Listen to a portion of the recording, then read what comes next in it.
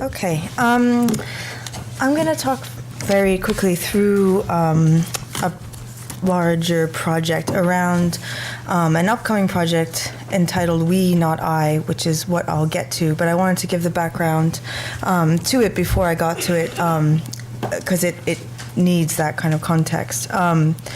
So in 2010, I organized a series. I'll go very quickly through this because I think a lot of people here have heard this before. I organized a series of women artist meetings entitled A Conversation to Know If There's a Conversation to Be Had. I invited women artists from 4 different cities in a very inclusive manner to take part in meetings at semi-public spaces, which we squatted for about a whole day. And the meetings were of about 15 to 20 women each, were very open-ended and in a way modeled on consciousness-raising groups, but were more directly about the role or the question of, what is it to be a woman artist, and is there actually something to talk about with each other around that topic. The conversations ended up lasting about 6 to 8 hours each, and in the end there was actually quite a bit to discuss. And much of the conversation throughout the various meetings, some of which carried on into kind of collective groups. So, for example, in Amsterdam, there's still a very active group that meet. The group in New York met for a year or so and then disbanded. And my role was only to initiate, not to continue, which I think is very important.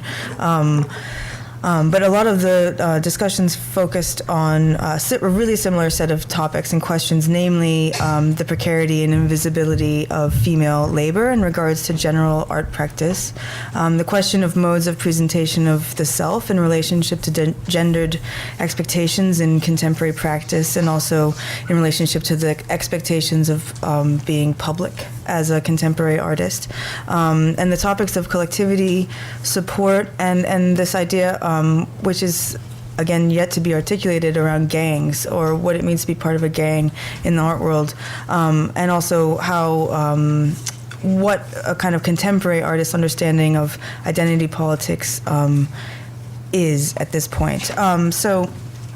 But what I wanted to do from these meetings was not to do something that was representative of them in any way or archival, but rather I wanted to do something that was productive and expansive. So I decided that I would make a series of magazines, which I've co-edited with the writer Marina Vishmit, on each of the topics that came up in the meetings, working with some of the women that were present, but then what becomes an ever-expanding network of people around,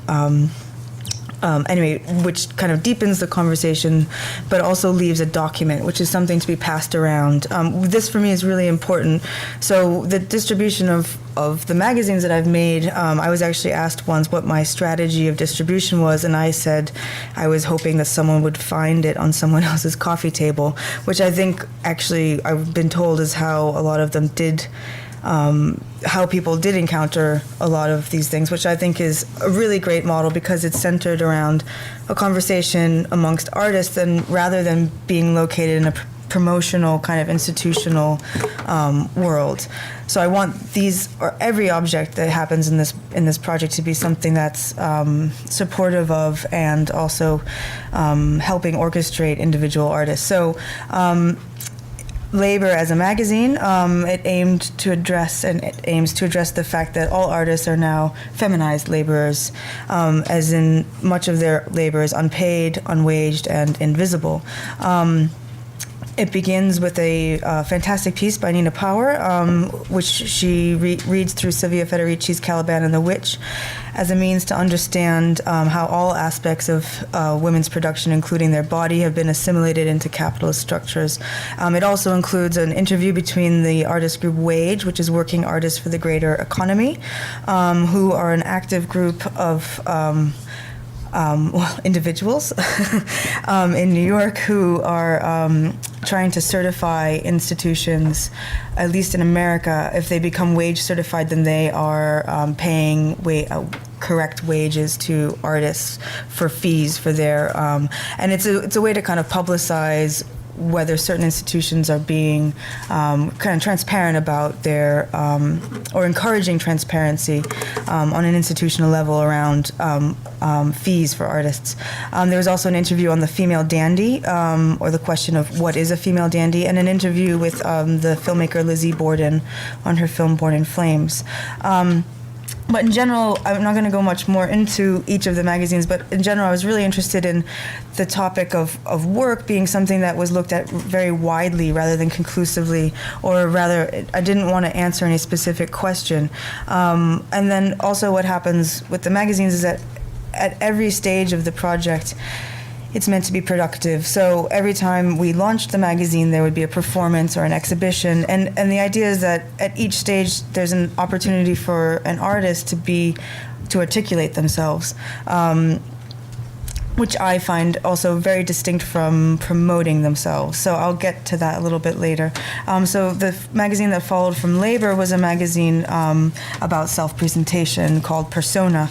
And over the course of 2 years, I spoke with a number of artists and writers about the topics of self-presentation, subjectivity, and what came up a lot was actually the topic of embarrassment, which is very interesting. So what emerged after this 2-year process was a kind of rich, I think, document that addresses a very slippery, porous sense of the self in the art world, including discussions around female friendship or friendship as a support structure, embarrassment, or the idea of owning embarrassment, or embarrassment actually being an empowering place to locate your voice, subjectivity versus objectivity, and mingling that, and then topics around dropping out, genealogies within like kind of contemporary genealogies within art, which includes feminist art, and also elitism.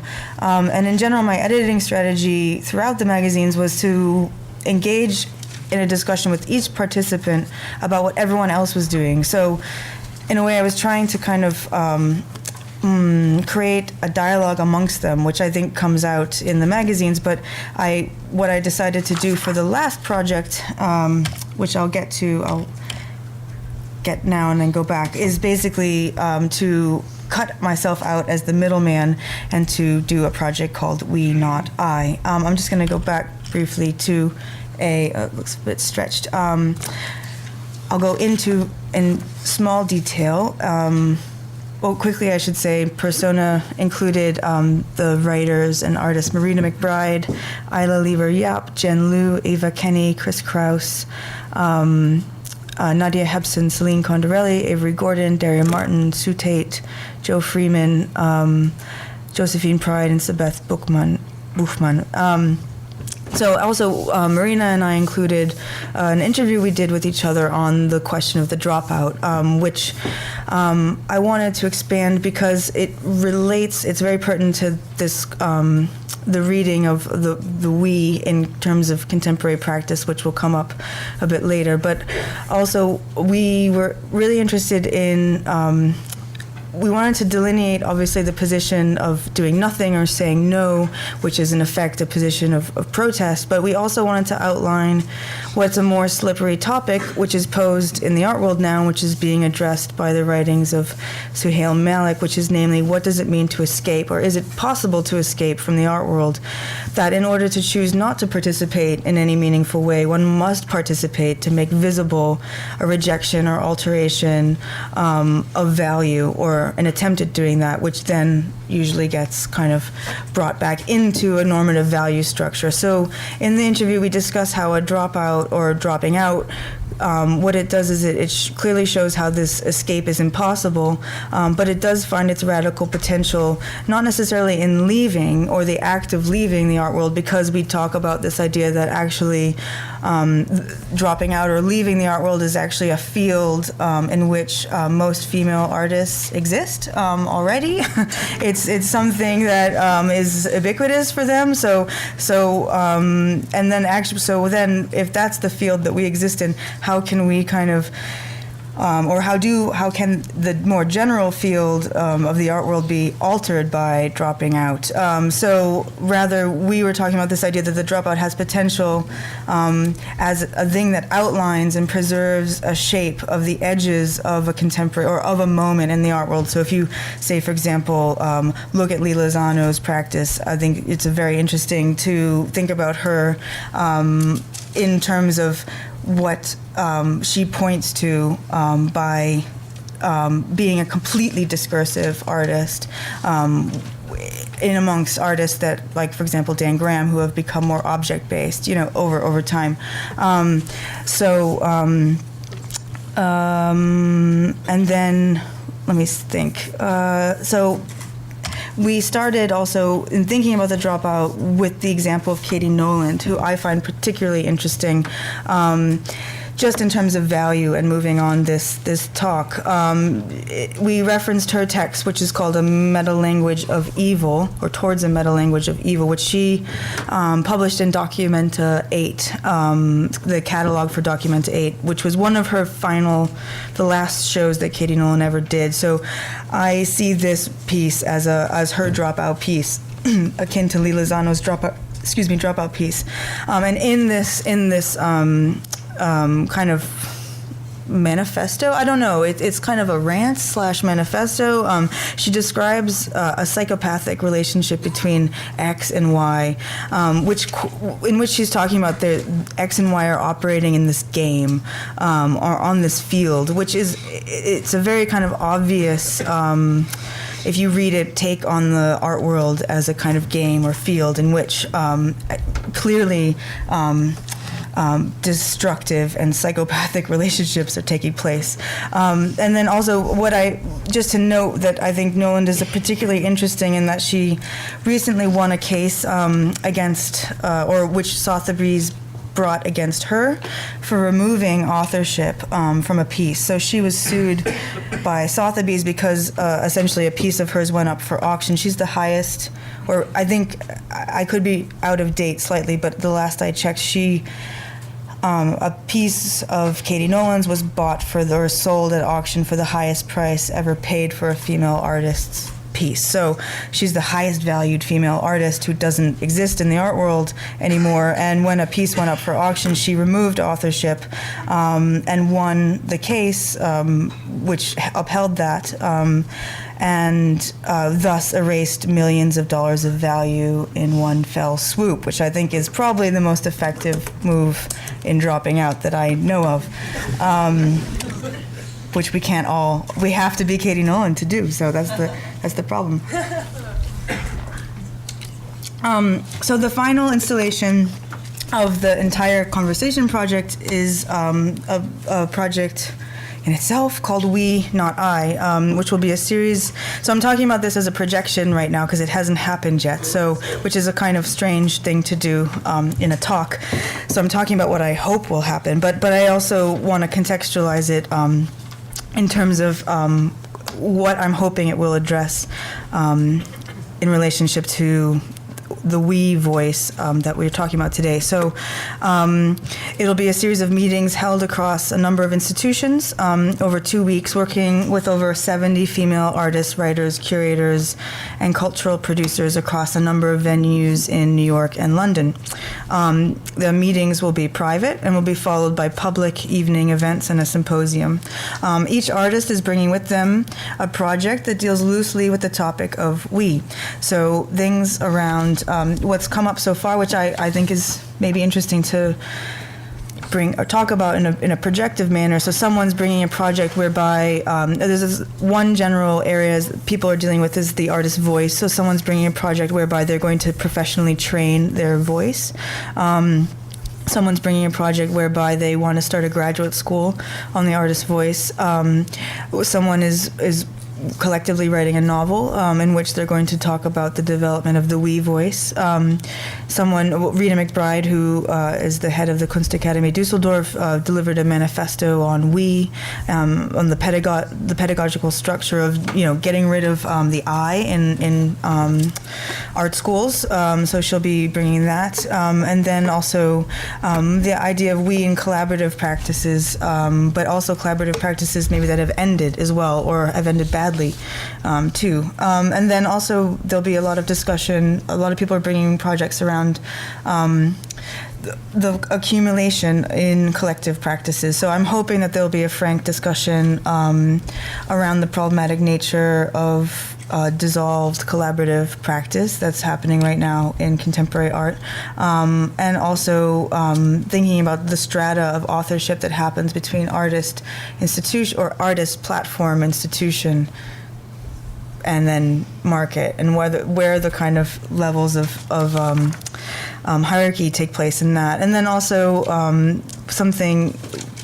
there'll hopefully be a discussion about the backstory. So Natasha Subramanian and I conducted an interview with Chris Kraus recently, in which we tried to interview her about the editorial voice, but actually we ended up talking about I guess like gossiping in a way, like the idea of, if you tell the backstory, if you tell these kind of relationships, it's these relationships actually that are oftentimes hidden in the art world, start kind of giving a wider or a kind of more deep or a filled in history, which is oftentimes in opposition to the normative history which we read or are surrounded by.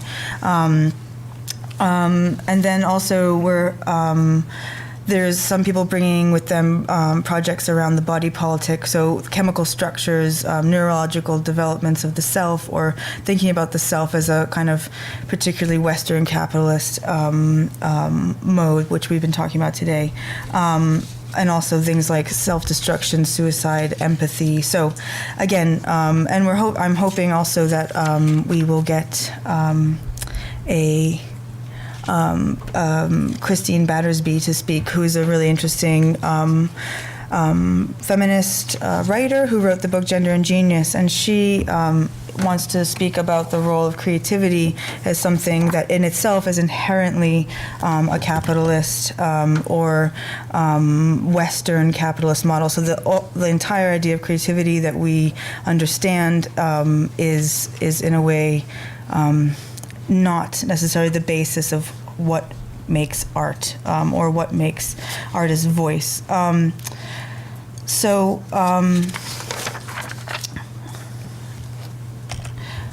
I wanted to contextualize the We project very quickly at the end. I think we're doing okay for time, but within a kind of recent discussion that's come up by the writer David Yoselitz in October. He wrote an essay at the end of 2013 called On Aggregators. And I'm very interested in this term, aggregate, because I feel that the We project hopefully is addressing this and trying to maybe butt up against it as well. So I just also want to note at this point, I mean, the outcome for me as a practicing artist of the project, I have to make a distinction that this project in general, the organizing part of it, is not my practice.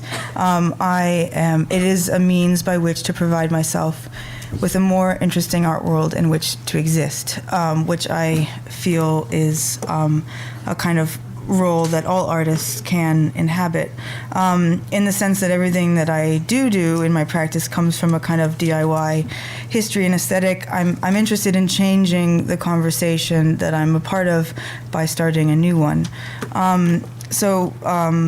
The magazines that will result from the We Not I project, which I will edit, which is part of my practice, will have titles such as Trust in Me or Invest in Me, and will be part of an exhibition that I'll curate around the editorial voice. But so in a way I'm defining that I'm not really a service provider, but rather I'm somebody that's orchestrating a conversation in order to develop my own voice, but also for that to be shared with other people as well, and I find that in a way is part of the content of the project as well. So what is an aggregator? So very quickly, I'm going to outline what Yoslitz says. So aggregators furnish platforms where semi-autonomous elements come together. Since these elements are not integrated into a coherent structure, whether it be composition, construction, or non-composition, but rather have their conceptual unevenness heightened, aggregates raise the question of the common. So in his essay, Yoslitz kind of moves by defining the fact that, as he states in the very first line, the word contemporary has moved, the term contemporary has shifted from an adjective to a noun. So he's addresses the idea that basically there's a distinction between an avant-garde moment and an international style, and we are living right now in the contemporary moment in an international style, in that we are potentially overvaluing the idea of innovation, or the idea of the original mark, which is a kind of avant-garde value system, in which also has kind of dissolved after postmodernism. So where do we actually locate the value of individual gestures or movements is what my question is in relationship to this. So if we think of platforms, as Yoslitz is talking about, as kind of places where information is disseminated from. So for example, this is a quick quote. This is Richard Meyer speaking, actually.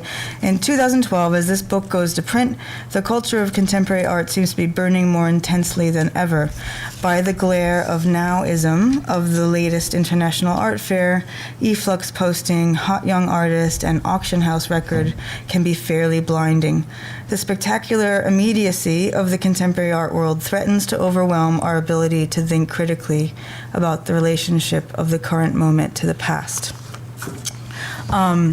So I think this question that Yoslitz brings up about the idea that we're living in a world in which artists and institutions are both operating as these aggregate practices. I think it's really important to make a distinction between what is accumulative and what is aggregate, and whether those things actually overlap, touch each other, and maybe support each other, or I don't know. So.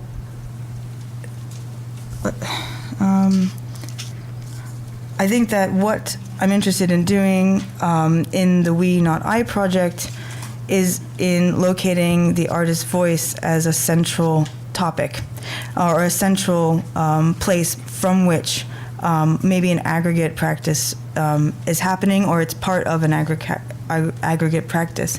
But the conundrum ends up being how we locate the value of an individual artist's voice or practice if we kind of believe in this idea that there is no more value in originality. So I'll read again just very quickly. One of the great impediments to an understanding of global contemporary art is the vexing problem of the derivative. From a perspective that overvalues innovation, it is difficult to credit works of art that speak in idioms invented elsewhere. But this is what much art made outside of the West, not to mention the preponderance of art made in the West, has done since around 1980, when strategies of appropriation and postmodern pastiche entered American and European art. So I I think that in addition to me being interested in the We Not I project being a reaction to Joslitz's kind of position, I think that what I'm particularly interested in making a distinction between, and this is again a projection, not on something that will happen in the future rather than something that's happened in the past.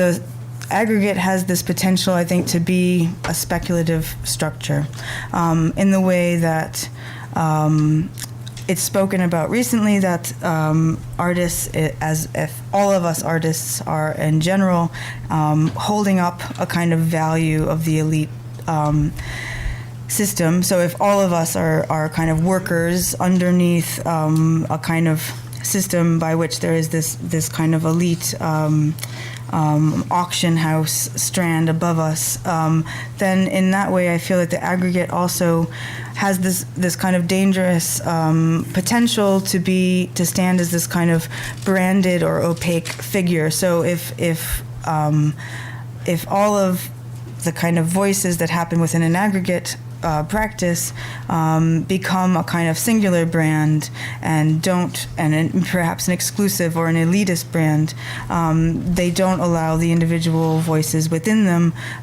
to come out. But this is also the conundrum, because there's also a particularly interesting, I think, potential in this idea of bringing something that's not cohesive together, or a number of voices.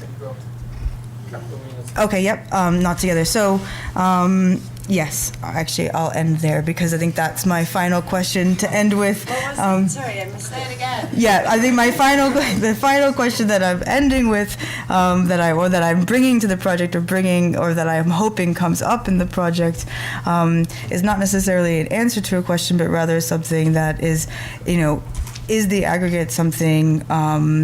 The entire process of things kind of being smashed together, or artists kind of operating together without any kind of cohesive structure. But when these practices come together underneath a kind of branded or singular term, like, for example, efflux, or certain institutions or collaborative practices that might accumulate other practices, does this actually kind of then start operating in a kind of normative value structure? And how do we avoid that but maintain something that can be potentially radically very obtuse, non-authored, non-singular at the same time? So that is what I'll end with.